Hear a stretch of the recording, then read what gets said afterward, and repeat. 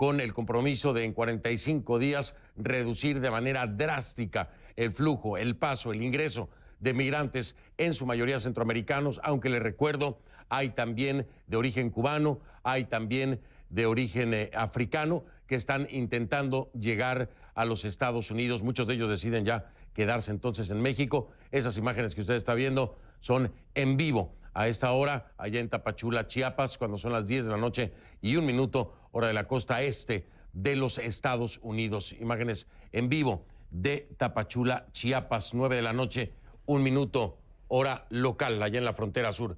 Por supuesto, también estaremos hablando acerca de los recientes hechos ocurridos en Nicaragua. Estoy hablando de liberaciones, no solamente de periodistas, hay otras liberaciones más que también hay que traer a la luz, pero ¿qué significa realmente esto? Es un gesto por parte del régimen de Daniel Ortega, tiene el peso, el fondo necesario para que se pueda entonces avanzar en un diálogo que ha quedado congelado, paralizado. ¿Se podrán arreglar las cosas a raíz de esto? Bueno, todo esto y más entonces. Colombia, México, Nicaragua, esta noche en Conclusiones.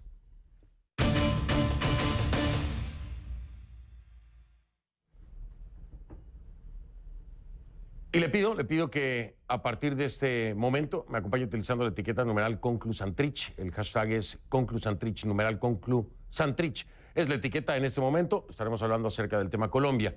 Sus comentarios con la etiqueta Conclusantrich a mi cuenta en Twitter, @soyfdelrincón, @soyfdelrincón, esa es la cuenta en Twitter. Ayer no fue un día cualquiera en la Cámara de Representantes de Colombia. La tensión en la plenaria obligó a suspender la sesión, o diría yo, motivó a muchos a suspender la sesión. ¿Qué fue lo que pasó? Bueno, fue el primer día de trabajo de Seuxis Pausias Hernández Solarte, mejor conocido como Jesús Santrich, ex líder negociador de las FARC en La Habana y a quien Estados Unidos solicita en extradición por supuestos delitos de narcotráfico. Pero, ¿cómo se llegó hasta aquí?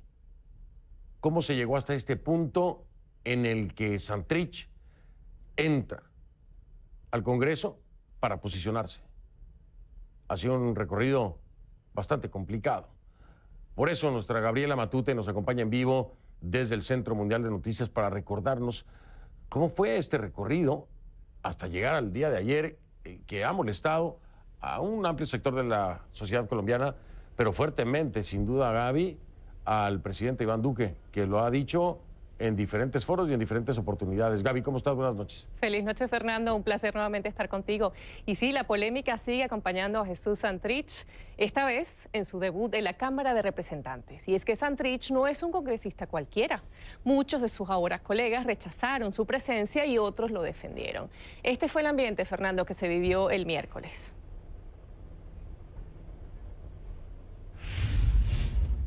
Quienes hacemos parte del partido Alianza Verde defendemos la paz, no defendemos a Santrich. De nuestro lado, no esperen ni una sola sílaba defendiendo a Santrich, pero lo haremos todo por la paz y por la institucionalidad que quiere y que se creó para que en este país pare la barbarie. Retrocedamos un poco el calendario, Fernando. En marzo del año pasado, alias Jesús Santrich obtuvo uno de los 10 escaños otorgados tras el acuerdo de paz de La Habana a las FARC, ahora convertido en partido político. No pudo posesionarse en julio porque fue detenido el 9 de abril. El entonces presidente Juan Manuel Santos aseguró que la Fiscalía tenía pruebas contundentes que lo involucraban en delitos de narcotráfico cometidos después de la firma del acuerdo. Y Estados Unidos pidió su extradición, acusándolo de narcotráfico. Según la circular roja que emitió la Interpol, Santrich habría conspirado para producir y distribuir 10.000 kilogramos de cocaína en Colombia para ser exportada a Estados Unidos, entre otros lugares. Santrich y su defensa han negado siempre los cargos, dicen que no existen pruebas y que todo es un montaje judicial para sabotear el proceso de paz y la participación política de las FARC. Luego, la Jurisdicción Especial para la Paz, JEP, el tribunal especial creado para juzgar a quienes hayan participado en el conflicto armado colombiano, determinó que no existían pruebas suficientes para determinar la culpabilidad de Santrich por los crímenes supuestamente cometidos después de 2017. Ordenó su liberación y negó la extradición. Lo que vino después, Fernando, fue una tormenta política. El fiscal general de Colombia renunció, el presidente Iván Duque llamó una burla al proceso judicial tan accidentado y varios congresistas alertaron sobre los riesgos para el futuro de la cooperación judicial entre Colombia y Estados Unidos. Santrich salió a libertad el 17 de mayo, pero solo por unos minutos. Regresó a la cárcel de La Picota luego de que la fiscalía aseguró tener nuevas pruebas. Entre ellas, un famoso video en donde aparecía presuntamente negociando el envío a Estados Unidos de cerca de 15 millones de dólares en drogas. Su defensa puso en duda el material, alegando que fue obtenido ilegalmente y violando procedimientos legales. Escuchemos fragmentos de este video, Fernando.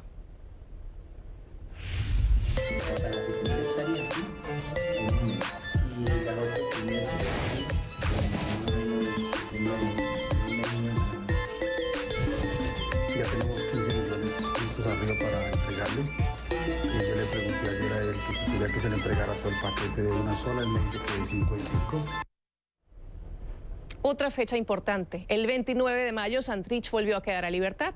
Tras argumentar que por ser congresista tiene aforo constitucional, la Corte Suprema de Justicia determinó ser la competente para procesar al líder del partido de las FARC. Este martes recibió Santrich sus credenciales como representante a la Cámara ante el Congreso, pero su proceso legal, Fernando, no termina ahí. La Justicia Especial para la Paz estudia una apelación de la Procuraduría en contra de la decisión de no extraditarlo a Estados Unidos. Y como vemos, la polémica apenas comienza, al menos en lo que es su capítulo ahora ante la Cámara de Representantes de Colombia. Fernando.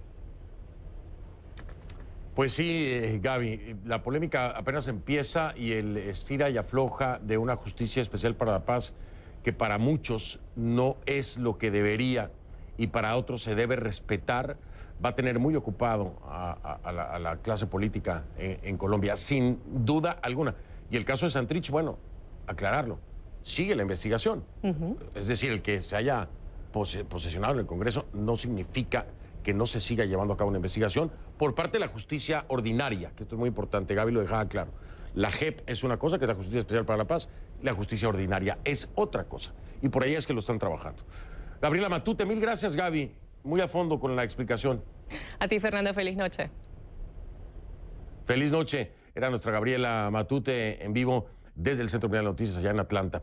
A ver, la primera que se retiró del recinto, como usted veía en las imágenes en la Cámara de Representantes, cuando el exguerrillero llegó al Congreso e hizo la señal de la V, de la victoria, fue Jennifer Arias, la representante por el Centro Democrático. La legisladora dijo ser respetuosa de las leyes y de los acuerdos de paz, pero consideró muy difícil para personas como ella, que han perdido a seres queridos a manos de las FARC, de la guerrilla, de la exguerrilla de las FARC, tener a alguien como Santrich, pues muy cerca de ella, y ahí mismo, ¿no?, en el Pleno.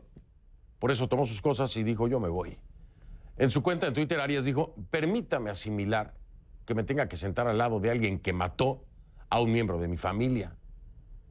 Respeto las decisiones de la Corte, pero esto además constituye una falta de respeto con las víctimas del narcotráfico. Mire usted.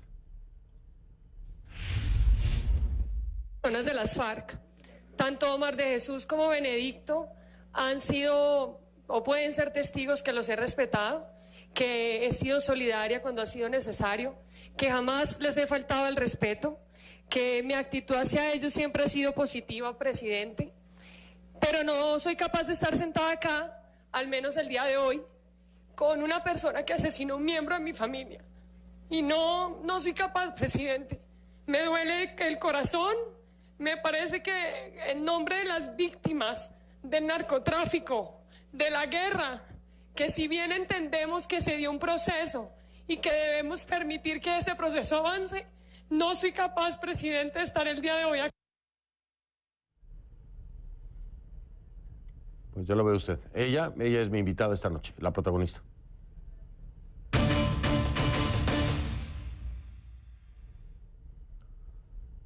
Le doy la bienvenida y mi agradecimiento a Jennifer Arias por estar en este programa, es representante a la Cámara por el Partido Centro Democrático. Legisladora, buenas noches, gracias por acompañarnos. Muy buenas noches, Fernando. Para mí es un honor y un placer acompañarlos y les agradezco mucho por esta invitación. Al contrario, el honor es todo nuestro y es un placer recibirla, sobre todo después de tan elocuente discurso para explicar el por qué no le era posible. Quiero decirle a nuestra audiencia que tenemos una diferencia de unos 3 segundos en el audio, así que habrá unos pequeños vacíos, pero es un tema de señal satelital, así que de ninguna manera piense que esto es grabado o que no se me está escuchando. Esto es así, es un tema tecnológico que está fuera de nuestro alcance. Pero, legisladora, después de esta aclaración, quiero preguntarle, ¿es un sentimiento humano? ¿Es claro, completamente entendible, completamente justificable, me parece, desde cualquier ángulo, desde el ángulo del ser humano, por supuesto? Ahora, desde el ángulo de la política, desde el ángulo de la democracia, desde el ángulo de una justicia especial para la paz, estos eran los grandes enfrentamientos que existían. ¿Cómo poderle encontrar un espacio de entendimiento y de aceptación en este ángulo, en el lado político? ¿Cómo poder lograrlo, legislador Arias? Sí. Bueno, lo primero que les quiero contar es que nosotros ya vamos a completar casi un año de estar legislando. El periodo va a terminar la próxima semana y hemos podido trabajar con el partido de las FARC. En la comisión en la que yo estoy hay 2 miembros del partido de las FARC y hemos tenido un buen diálogo, hemos tenido un trabajo cordial, ellos han sido respetuosos, siempre hemos mantenido la solidaridad de parlamentarios con todas las diferencias ideológicas, por supuesto, porque ellos tienen un pensamiento y yo tengo uno absolutamente opuesto, pero hemos logrado tener puntos incluso de acuerdo donde nos han acompañado. Entonces, yo quisiera hacer esta claridad porque nosotros desde el Centro Democrático que estuvimos en contra no de la paz, sino de algunos puntos del acuerdo, pues hemos venido trabajando en pro de que este acuerdo funcione, de que avance, de que el presidente Duque desde el Ejecutivo pueda contar con el Legislativo para todo lo que necesita el acuerdo. Entonces, quiero hacer esa claridad para decirles que el tema de Santrich es un tema especial. Es un tema especial porque los colombianos le dimos la oportunidad, algunos de acuerdo, otros no, a estas personas para que volvieran a la vida civil, con la condición única, prácticamente, de que no volvieran a delinquir. Y hoy lo que tenemos es una persona que volvió a delinquir, donde tiene un pedido de extradición. Es la primera vez en el Congreso de nuestro país, en todo el tiempo que ha existido, que llega una persona que tiene una solicitud de extradición, que tiene una circular roja de la Interpol. Y eso es, por supuesto, un caso especial. Entonces, para nosotros, por supuesto, es difícil asimilar esta situación. Como lo dije yo en mi intervención, respeto las decisiones de la Corte, respeto las decisiones jurídicas, puesto que en nuestro país pues hay una división de poderes, pero no comparto es la burla, la actitud desafiante, la actitud de decir que ganó por encima de las víctimas, de decir que ganó por encima de esos millones de padres de nuestro país que sufren el flagelo de las drogas en su familia con sus hijos. Esa es la diferencia entre lo que ha pasado durante casi este año con los miembros del partido político FARC y el caso específico de Santrich. Por eso es que es distinto en esta oportunidad el tema. Políticamente, el manejo ha sido de parte de nosotros de cordialidad, de respeto, de escuchar a la otra persona, y lo que hemos pedido es que desde el otro lado también ocurra lo mismo, no solo con nosotros, sino con los colombianos. Ahora, legislador, aquí hay una carga política muy fuerte o una descarga política muy fuerte, déjeme corregir, una descarga política muy fuerte por parte del presidente Iván Duque. Ha sido muy frontal, por supuesto. Preguntas como, ¿cómo puede uno pretender que en un país tengamos un mafioso posesionándose como congresista? ¿Cómo puede un país aceptar que se posesione a alguien que tiene una acusación con esos testimonios tan claros de participación en narcotráfico? Y si bien es cierto que se debe respetar la independencia de poderes, estas preguntas ponen en tela de juicio el criterio y la decisión que tomaron los magistrados de la Corte Suprema. ¿Qué pasa entonces aquí? La Justicia Especial para la Paz está afectando también un tema de gobernabilidad para el presidente Iván Duque, porque sin duda alguna estas declaraciones se confrontan con cualquier decisión que haya tomado la justicia, ya sea la Justicia Especial para la Paz o la que pueda o no llegar a tomar la justicia ordinaria.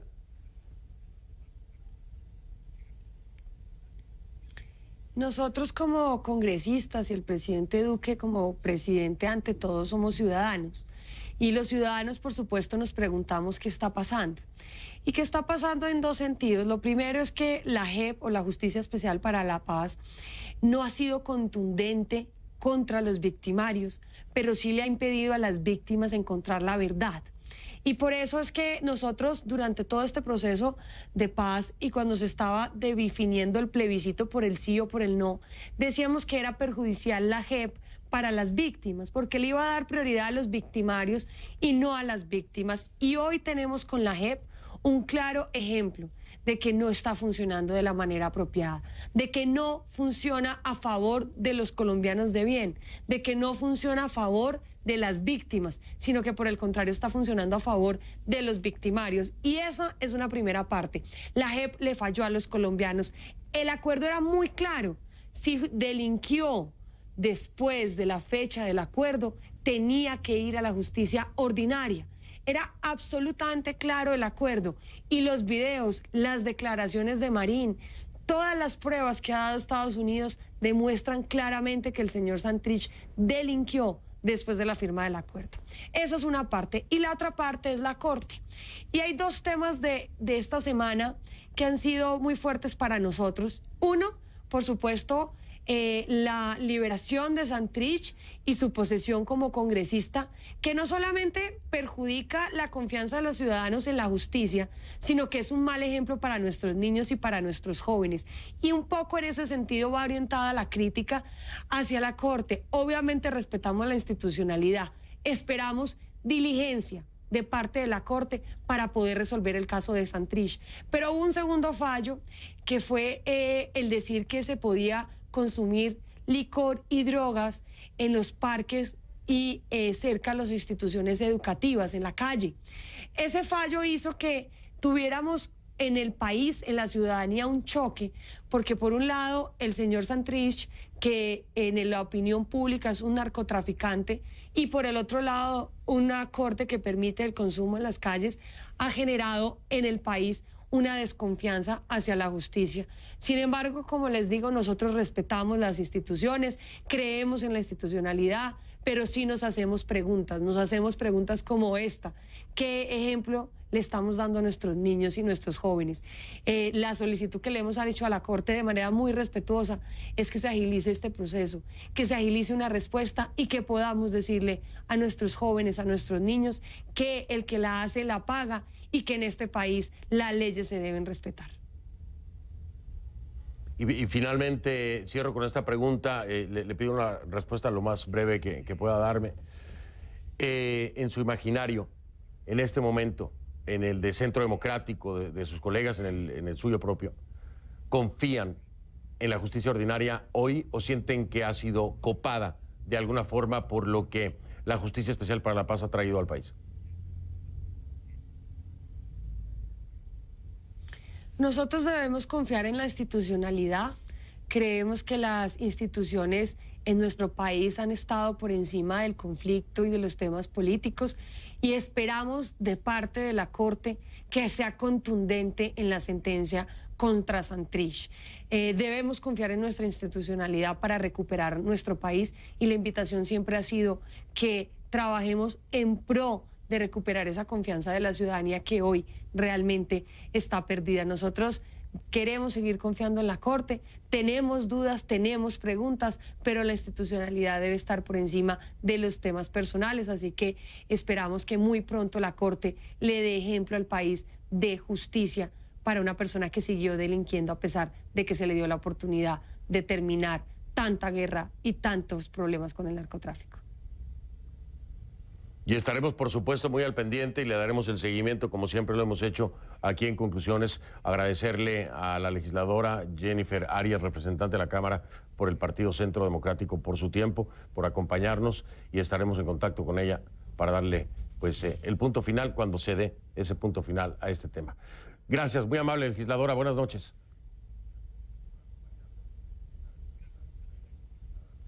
A ustedes muchas gracias, Dios los bendiga. Igualmente, gracias, muy amable. Voy a marcar una pausa, regreso, nos vamos ahora de Colombia a México. México, ¿se acaba el misterio? ¿Será que se va a acabar el misterio? El presidente Andrés Manuel López Obrador dijo que mañana presenta ya su plan de migración. Vamos a revisar lo que sabemos de este plan, pero sobre todo vamos a estar en vivo en la frontera sur mexicana, en estas que son imágenes en vivo de lo que ocurre en Tapachula, Chiapas, cuando son las 9 de la noche, 20 minutos, hora local, 9 de la noche, 20 minutos allá en Chiapas, 10 de la noche, 21 minutos, hora de la costa este de los Estados Unidos. Es la frontera con Guatemala en México. Y también más adelante Nicaragua. A ver, ¿hay motivos reales para celebrar? Sí hubo liberaciones, pero ¿se mueve hacia adelante entonces el tema o es solo un maquillaje? Vamos a regresar para hablar de esto.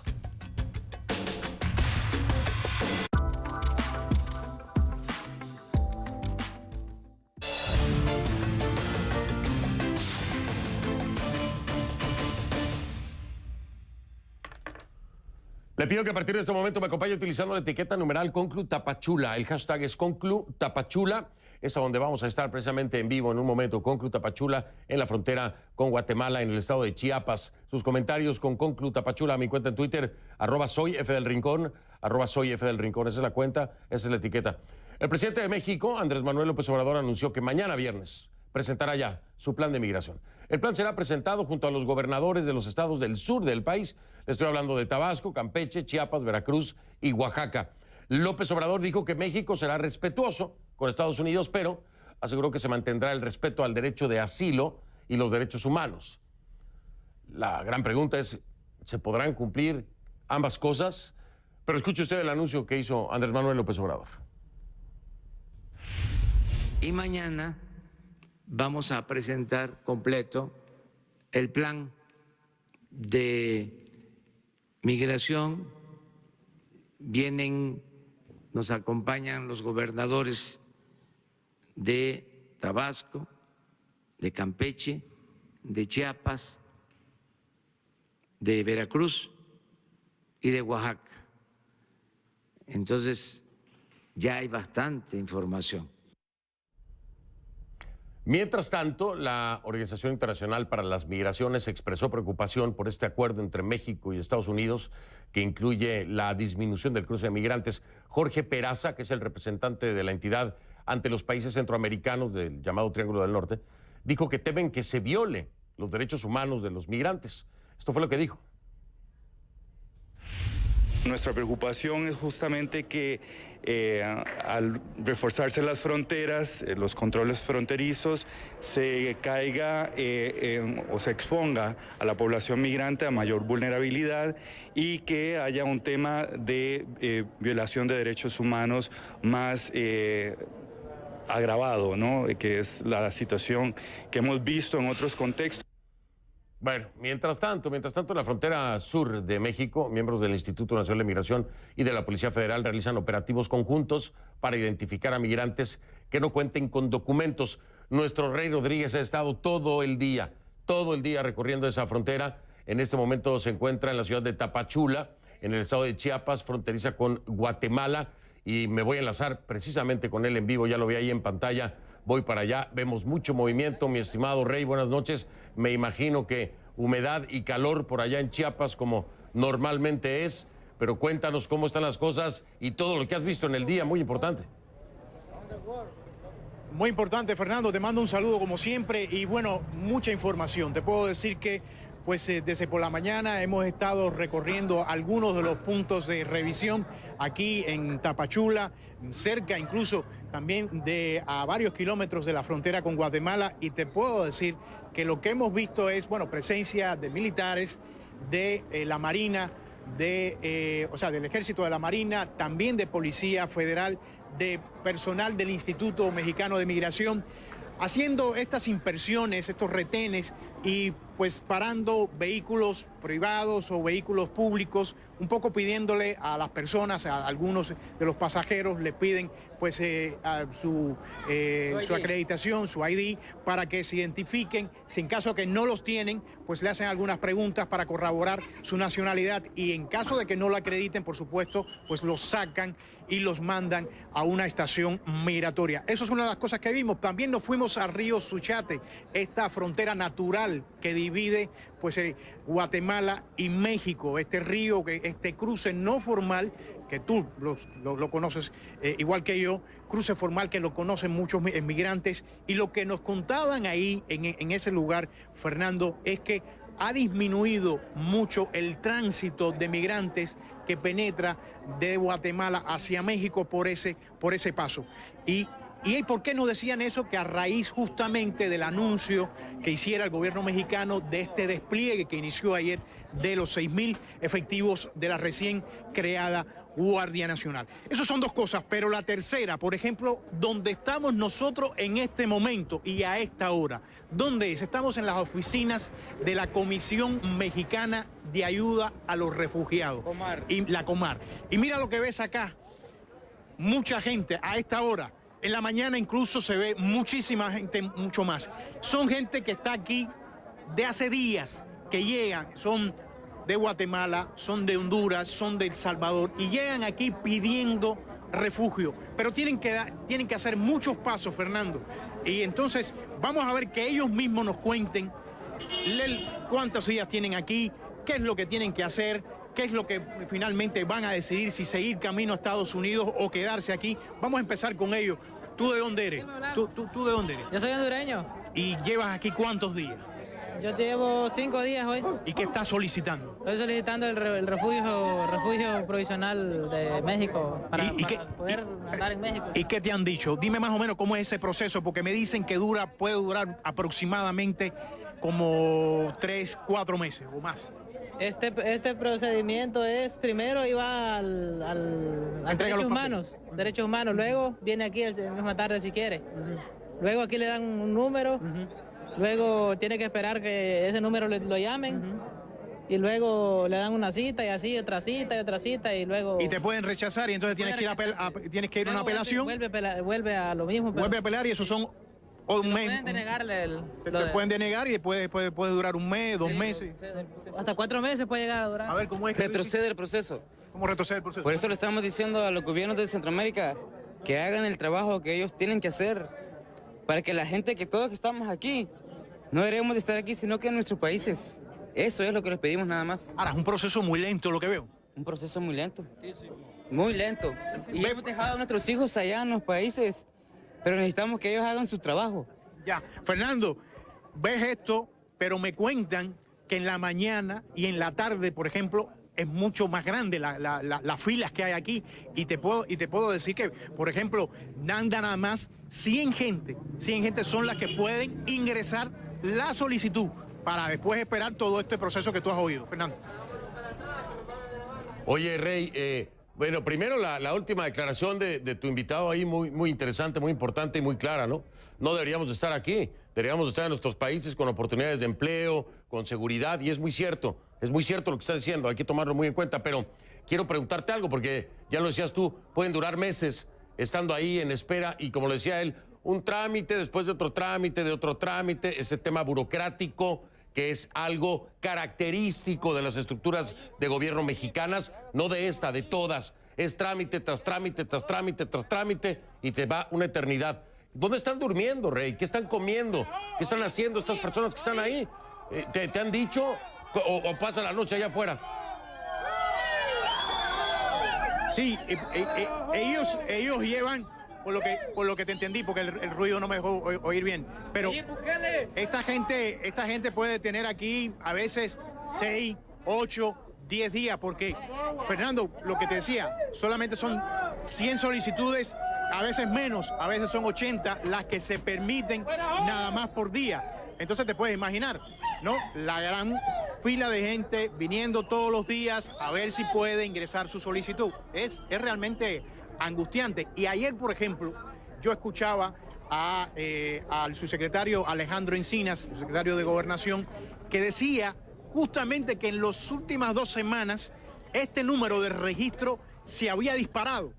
Y bueno, por supuesto que la razón cuál podría ser, tú la sabes igual que yo, a raíz de estos anuncios de despliegue de más control fronterizo, evidentemente, pues las solicitudes de refugio se disparan. ¿Verdad? Claro, por supuesto, es lógico. Y la gente que tenía pensado salir a lo mejor de sus países en 2 meses dice, aprovechamos ahorita o ya no nos fuimos, ¿no? Es muy interesante lo que está pasando, pero muy complejo también. Rey Rodríguez va a estar ahí precisamente. Claro, ¿no? Y hay que ver qué dice mañana Andrés Manuel López Obrador. Yo mañana regreso contigo, pero te voy a dejar ir a descansar porque entre el calor, la cantidad de gente que hay ahí y el trabajo todo el día, no la tienes nada fácil, mi estimado Rey. Así que a descansar, que mañana te veo acá. Te digo algo. Te digo algo, pues más, yo si no te interrumpo, esto no pasó, porque siempre tengo que interrumpirte. Y te digo algo, creo que lo que realmente hoy por lo menos, más o menos, trato de entender, cuando me decían, por ejemplo, en el río Suchiate, que, por ejemplo, había bajado mucho este tráfico de personas, cuando veo estas colas acá, estas filas acá largas de gente esperando y pidiendo solicitudes de asilo, pues lo que te dicen esta gente, muchos de ellos, es que a lo mejor no es que esté bajando el tráfico, la entrada, la penetración a través de Guatemala a México de migrantes, sino que igual están usando otras rutas y otras rutas más peligrosas, que eso es lo que puede pasar con esta llegada de efectivos de la Guardia Nacional. O sea, que finalmente las rutas tradicionales empiecen a disminuirse el tráfico, pero otras rutas empiecen a activarse y que sean rutas más peligrosas. Claro. Rey, mira, Rey, conocemos perfectamente nuestra frontera sur. Yo viví en Chiapas y yo transitaba durante mucho tiempo los fines de semana. Me iba a Guatemala a pasar el fin de semana. No había un control real, es decir, muchas veces fui sin pasaporte, me dejaban entrar y salir de territorio mexicano por las vías convencionales, ¿no? Por las vías carreteras. Ahora, en todos estos kilómetros que hay de frontera, en donde mayormente es selva, no hay un control porque no hay ni siquiera presencia de elementos de seguridad, mucho menos del Instituto Nacional de Migración. Y esas son las rutas a las que se refiere Rey Rodríguez. ¿Cómo van a controlar eso? Vamos a ver si la Marina o el Ejército o el plan de López Obrador contempla todas esa parte de la frontera que no tiene garitas, que no tiene vías carreteras y en donde arriesgan la vida y donde cohabitan y existen los coyotes, Rey. Exactamente, son 650 kilómetros, no lo olvides, Fernando, de una frontera que incluso hoy las actuales autoridades reconocen que es sumamente porosa, Fernando. Ya me voy. Y lo es. Bueno, ya vete, sí, ya vete. No, ya vete a dormir, Rey Rodríguez. Y yo que siempre este señor y yo le digo algo, cuando estamos al aire profundizamos, analizamos, compartimos y más con estos temas porque nos llegan, son temas que Rey siente, que yo siento. Rey tiene origen cubano, yo viví en Chiapas, entendemos a nuestros hermanos centroamericanos, hemos compartido con ellos, son temas que nos tocan muy cercano a Rey Rodríguez, que además gran periodista y gran amigo de nuestro CNN México. Te mando un abrazo, Rey. Mañana, duerme bien, que mañana te veo aquí otra vez, ¿eh? Yo te mando 2. Dale que sí. Vale, sí, ya estamos. Sí. Estamos mañana acá. Okay. Un saludo. Rey Rodríguez, nuestro enviado especial allá en Tapachula, Chiapas, en la frontera sur de México. Con esto que mañana Andrés Manuel López Obrador dirá cuál es su plan y a ver si el plan es suficiente, ¿no? Hago una pausa por lo pronto. Nos vamos entonces ahora de México a Colombia. A Nicaragua. Fuimos de Colombia a México, Nicaragua. Disculpe usted, de Nicaragua. La pregunta que se hacen muchos, ¿hay motivos para celebrar? Sí, sin duda algunas sí hay. En corto plazo, ahora mismo, pero y hacia el futuro hay por qué celebrar. Se lo voy a preguntar a uno de los líderes del movimiento campesino que fue liberado esta misma semana, por el régimen de Daniel Ortega.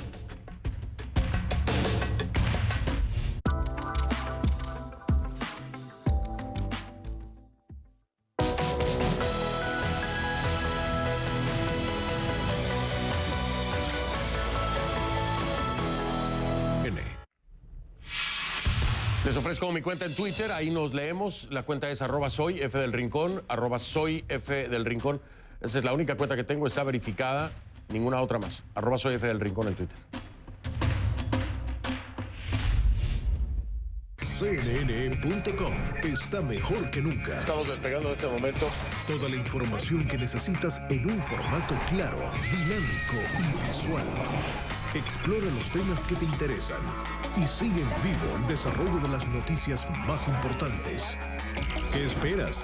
Agrega nuestro logo a la pantalla de inicio de tu móvil y comienza tu experiencia digital con un solo clic.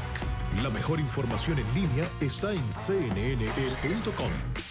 Perspectivas desde Buenos Aires se muda a Brasil durante la Copa América para vivir de cerca la emoción del fútbol y destacamos las noticias más relevantes del hemisferio sur y del resto del mundo, porque no solo del fútbol vive el hombre. A partir del lunes en CNN. Cada evento en el mundo tiene una causa, una reacción económica. ¿Cuáles son las consecuencias? ¿Cómo te afectan? CNN Dinero, de lunes a viernes en CNN.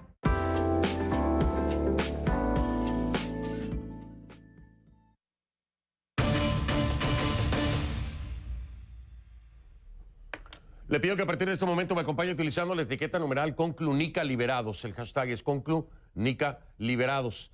Sus comentarios con esta etiqueta, por favor, a mi cuenta en Twitter, @soyfdelrincón, @soyfdelrincón, Conclunica Liberados, es la etiqueta. Estoy hablando de Nicaragua. En Nicaragua la oposición celebró, pues no creo que solo la oposición, la comunidad internacional también, ¿no? La liberación de decenas de prisioneros, pese a que, como hemos reportado, rechaza que se les haya dado una amnistía, ya que asegura que estas personas no han cometido delito alguno y que por lo tanto no hay nada que perdonar. Eso es lo que dice la oposición, lo dice claro. Además, a la oposición le preocupa que se use esta amnistía, como la llamaría el régimen de Ortega, para encubrir los crímenes cometidos por grupos parapoliciales, que es un tema que no hay que olvidar. El Comité Pro Liberación de Presos y Presas Políticas reiteró hoy jueves que seguirá denunciando y protestando hasta que el gobierno libere a todos los manifestantes encarcelados por el gobierno. Vamos con más información en vivo. Mario Medrano está allá en Managua, Nicaragua, con más información acerca de esto y de lo que puede ocurrir hacia el futuro, por supuesto. Mario, buenas noches, bienvenido. Fernando, un abrazo desde Managua, muy buenas noches, te saludo con gusto.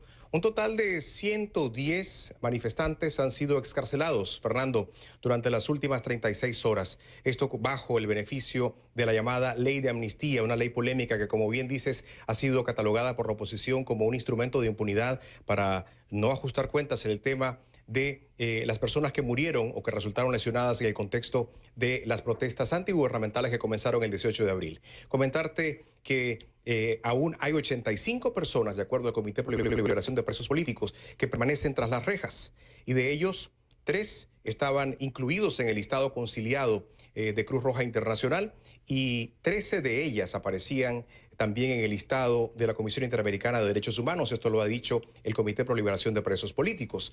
Y entre esos 110 manifestantes excarcelados hay líderes opositores pertenecientes al movimiento campesino, al movimiento de autoconvocados y también liderazgo universitario que se encuentra en su casa, pero con bastantes restricciones. Algunos de ellos han denunciado en medios locales que son constantemente asediados, que patrullas se encuentran ubicadas muy cerca de sus casas. Y en el caso de Irlanda Jerez, que es una líder de los autoconvocados, también ha dicho que su casa fue completamente saqueada por supuestos paramilitares que continúan ocupando su propiedad acá en Managua. Comentarte también que dentro de los excarcelados está Lucía Pineda Ubau y también el periodista Miguel Mora, ambos del canal y portal 100% Noticias, un portal de periodismo independiente. Ayer justamente estos dos colegas recibieron la visita de una misión de la Sociedad Interamericana de Prensa que externó su preocupación por lo que llaman deterioro de la libertad de expresión en nuestro país, expresando que hay demasiado hostigamiento, acoso y juicios que no responden al debido proceso. Quiero compartir contigo, Fernando, lo que ayer pedía tanto la presidenta de la CIP como el periodista Miguel Mora. Escuchemos.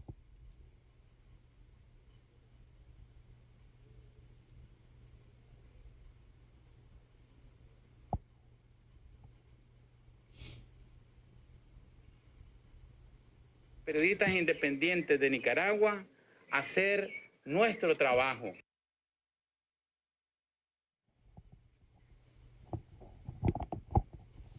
Es definitivamente algo de lo que expresaban nuestros colegas la tarde de ayer cuando recibían la visita de esta delegación de la Sociedad Interamericana de Prensa. Comentarte también que el gobierno de Estados Unidos ha pedido que, a pesar de lo aprobado de esta ley de amnistía, que se deben seguir los casos y castigar también a las personas que han participado en la represión de ciudadanos, y mencionan particularmente el caso de el prisionero Eddie Montes Preslin, quien falleció a manos de un custodio en la cárcel La Modelo el pasado 16 de mayo. territorio. El gobierno de Estados Unidos ha pedido además que se expliquen las circunstancias en las cuales ocurrió este hecho lamentable que ha sido pues lamentado por toda Nicaragua. De igual forma, la Unión Europea también a través de comunicados ha externado que la liberación de manifestantes detenidos es un paso, pero que definitivamente hace falta regresar al diálogo para retomar el tema de la democracia y la justicia. Fernando.